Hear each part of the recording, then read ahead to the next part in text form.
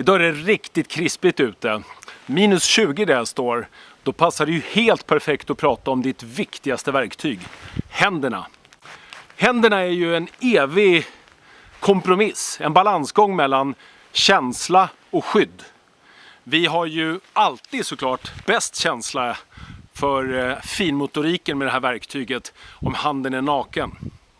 Men inte ens på sommaren när det är varmt vill vi ha handen helt naken, utan vi vill ju skydda den mot framförallt skärsår, brännsår, sådana saker. Skador av olika slag. Så därför sätter vi ju på oss någon form av skydd, en skjuthandske som blir som ett andra skinn egentligen. Den ska ju vara tajt och smita åt och i princip knappt kännas att du har på händerna. Men om det är som idag, om det är så här kallt, då kommer ju inte den här att skydda handen speciellt bra under en längre tid i alla fall. Så då får vi ju kliva upp lite grann när vi tänker oss skydd mot kylan också. Att skydda sig mot kylan, det vet de som har sett mina tidigare avsnitt. Det handlar ju egentligen om konsten att inte bli blöt. Konsten att binda luft.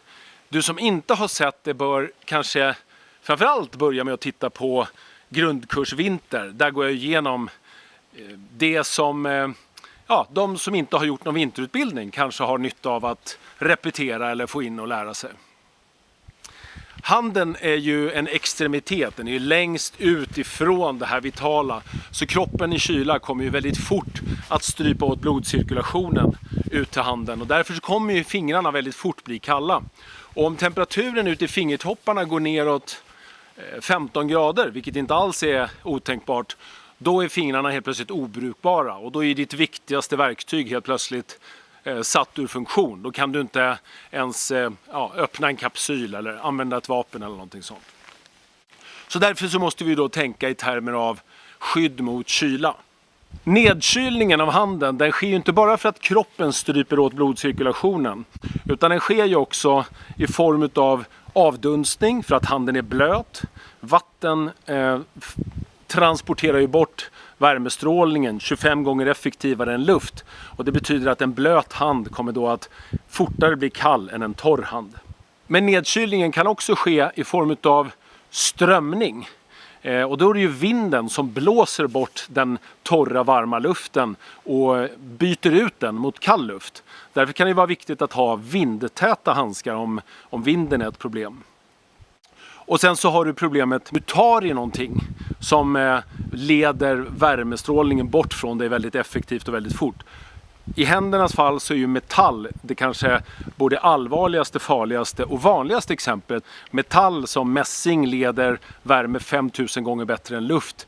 Så att det kan, på oerhört kort tid kan det bli väldigt allvarliga köldskador om du inte skyddar din hand emot olika typer av material som då ser till att stjäla värmen som du redan har inne i kroppen. Det här med avdunstningen och den blöta handen, det betyder ju då att handen precis som övriga kroppen behövs hållas torr. Och det är ju som med allting annat när det är kallt. Kyla handlar om konsten att vara torr. Det betyder ju då bland annat att du ska absolut inte göra det där som man så ofta ser människor står och blåser i sin handske. Man blåser in sin varma utandningsluft för att sen då kunna krypa in i en varm och skön mysig handske. Det som händer då är ju att handsken blir fuktig av utandningsluften och därmed så kommer du ju ganska fort få ett problem. Det blir kortsiktigt varmt och skönt, långsiktigt större problem. Det är lite som att kissa i byxan. Det kan ju också på väldigt kort tid göra det oerhört angenämt och varmt här ute, men om någon halvtimme eller så då kommer jag ju ha ett stort problem. Så precis som med resten av kroppen så tänker vi i termer av lager på lager. Hur ska jag med mina handskar kunna se till att temperaturreglera så att jag inte blir för varm och inte för kall. Och framförallt försöker hålla mig torr. Och då så måste du ju tänka i termer av handsksystem. Jag måste ha med mig lite olika handskar, vantar för att kunna skydda mina händer i den här typen av miljö. Det första lagret, det blir precis som våra långkalsonger, våra undertröjor. Det blir en linerhandske i merinoull. Den här har ju till funktion då att binda luft och hålla handen torr. Om du blir svettig och blöt om handen så kommer linerhandsken att vara svettig och blöt. Och då är det väldigt enkelt att ha med sig fler sådana här. Och de är väldigt snabba och lätt att torka också. Bara stoppa in någonstans nära kroppen. Och så kan du byta, precis som du byter strumpor, byta linerhandskar. Nästa lager, det blir ju en lite mer fodrad handske. Den här handsken är en skinnhandske på insidan och ett fodrat tyg som gör att den då ger mig lite skydd mot kylan. Inte i sån här typ av miljö, men den här handsken tycker jag är perfekt kombination av liksom känsla och skydd i vår och höst som vi har i stora delar av landet.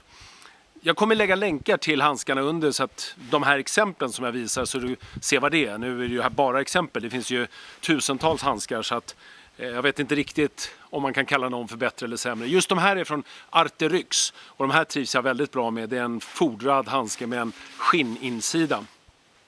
Att tänka på insida i skinn, det kan också vara värt att göra. Inte bara för att det är hållbart utan framförallt också för att det ger dig ett skydd mot hetta. Och tar du då i heta vapendelar, kamindelar, kanske motordelar, allting som är brännhett, då vill du ju ha skinn, för har du syntet så kan ju det smälta. Det finns ju inte heller någonting som förhindrar då att man redan här bygger lager på lager. Om jag vill ha ytterligare lite foder i den här för att det är för kallt så kan jag ha mitt första lager och så kan jag dra på den här då som en förstärkningshandske och fortfarande ha väldigt bra känsla. När vi får ännu lite kallare, när det börjar bli vinter, i alla fall i Stockholm, då drar jag på mig ett par såna här riktiga Hestra-handskar. Och den här handsken kan du ju ha såklart att använda som en skalhandske utanpå. Men du har ju också en fodrad vatten- och vindtät innerhandske. Så då får du ju direkt betydligt bättre skydd mot kylan än med bara såna här höst- och vårhandskar. Och så har du rejäla snölås som du kan dra åt så här om det börjar piska, framförallt kanske regn eller hagel eller snåpelse. Den här har också skinn på insidan och ett perfekt, tycker jag, vinteralternativ för oss som kanske inte oftast är i sån här arktisk miljö. Va? Sen när vi kommer upp då, det blir riktig vinter som det här, då vill vi ju ha riktiga vantar. Och då tycker jag att det absolut bästa lösningen är en sån här trefingersvante. Trefingersvanten ger ju dig den bästa av två världar kan man säga. Dels så har du ju vanten, och vanten binder ju mycket luft så att fingrarna får ju vara tillsammans, och det är ju alltid att föredra om det är kallt. Men man har fortfarande sitt liksom pekfinger och tummen fritt för att greppa saker. Och du kan ju såklart använda den här då för att skjuta, verka med ditt vapen också. Vill jag ha helt vatten- och vindtätt för att jag har låg aktivitet när det gäller då lågt behov av att använda verktyget. Jag ska bara återhämta och värma mig. Jag kanske har rast till exempelvis och står och passar på att dricka och får lite varmt i mig för att höja stridsvärdet. Då vill jag ju ha vatten- och vindtätt skal, och då drar jag på mig en totalt sån här vatten- och vindtät vante. Den här vanten, den kan du ju då ha delvis utanpå alla dina vanliga handsksystem. Bara dra på sig sådär. Men du kan ju givetvis ha foder även till den. Så har du ett värmande foder, alltid torrt i packningen, och så stoppar du det i din vatten- och vindtäta vante, så har du en mysig lösning, alltså som en sovsäck i princip, som du kan stå förvara handen i när du inte behöver finmotoriken på det här sättet. Men det betyder ju då att jag har allt ifrån den tunna lilla långkalsongen, merino-linern, och den har jag gärna med mig åtminstone 2x så att jag kan varva som strumporna och torka nära kroppen och sätta på mig torra under. Och sen så har jag olika typer av vantar eller handskar för att kunna använda händerna med. Och jag ser till också att ha med mig reserv, så att jag vet att skulle jag har ju någon gång tappat bort en handske, det har säkert du också.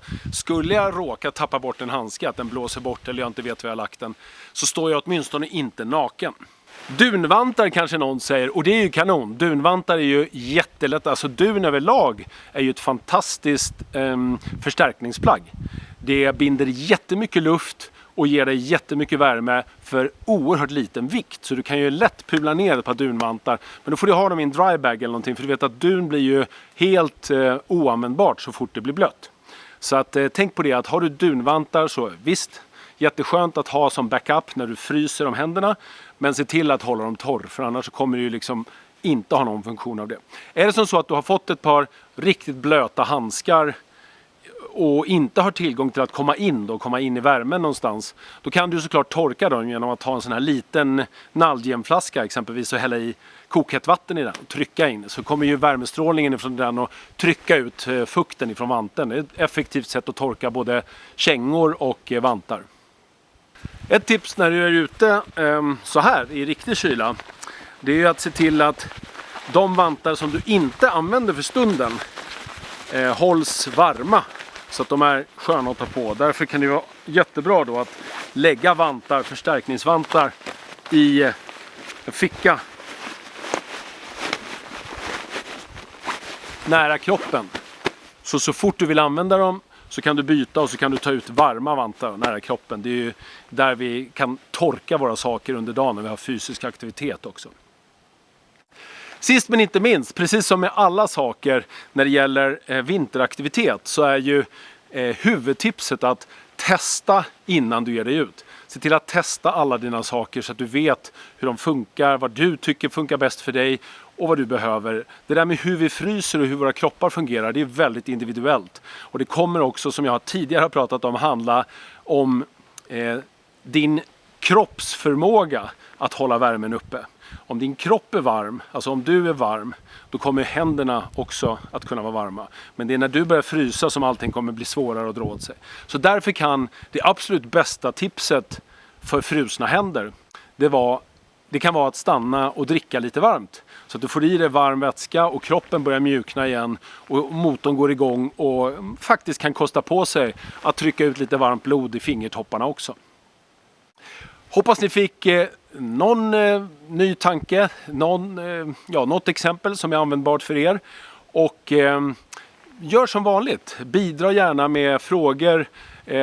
Framförallt om du tycker att det saknas någonting i det här avsnittet eller om du har egna förslag och idéer. Så fortsätter vi snacket om hur vi kan förbättra vår förmåga genom att vara trygga med den utrustning som vi har med oss ute i fält. Vi ses nästa vecka. Du som har kollat så här långt förtjänar ju lite bonusmaterial som de där TikTok-scrollarna missar. Häng med så ska du få se hur det åker bandvagn på riktigt i vintern.